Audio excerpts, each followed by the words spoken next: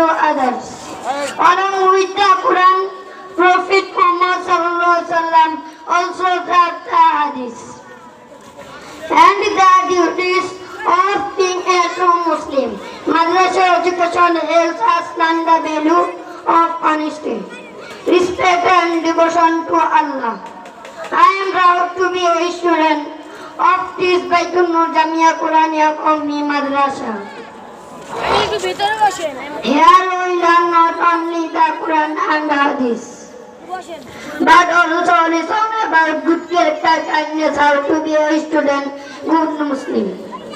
Madrasa education helps us learn the value of honesty, respect and devotion to Allah.